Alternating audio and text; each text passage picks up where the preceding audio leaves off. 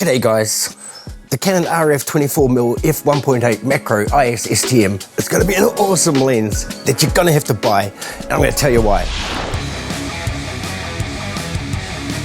Okay guys, so when the RF 24mm f1.8 macro IS STM comes out, it's going to be about £600, maybe probably $600 US. Here in New Zealand, it's going to be over $1,000, probably $1,200, $1,300, something like that. But hey, you tell me where before this moment we've been able to get 24mm on a full frame camera at such speeds for so cheap. It's going to be hard to pick one.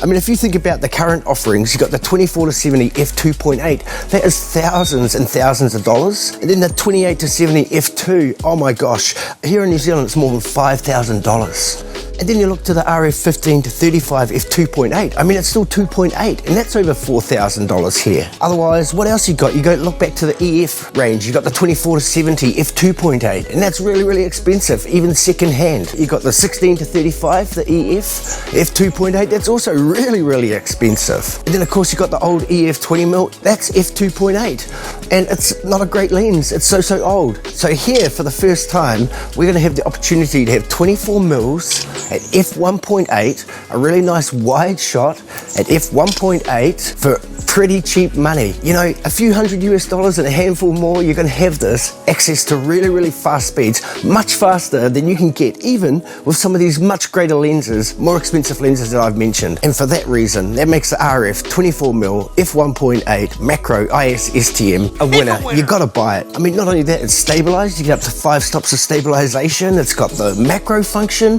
The minimum focusing distance is 0.1 meters. You know, that's so close. What an interesting macro shot that's going to make with such a wide angle at such a close focusing distance. It's going to be really, really interesting. And then beyond that, you've got the control ring, and also it's one of the latest RF lenses, so you know it's new, you know it's got the most latest technology that Canon are prepared to throw into that lens right there for you. So with all those things summed up, this is going to be a terrific lens. I think it's going to be a must-have. It fills the gap beautifully between the ultra wide angle RF 16mm f2.8. That doesn't have stabilizer in it either. So jump to 24, you got the stabilizer, and also between the RF 35mm f1.8 macro IS STM. It actually looks to be a really, really similar body to the RF 35mm. I wouldn't be surprised if it's very much the same body, just with some minor adjustments to allow for the slightly wider frame. Well, let me know below, do you see this lens as a must-have for your R variant series of camera? I think for me, it's 100% a yes. Can't wait for it. I'll be getting it day one. Why not?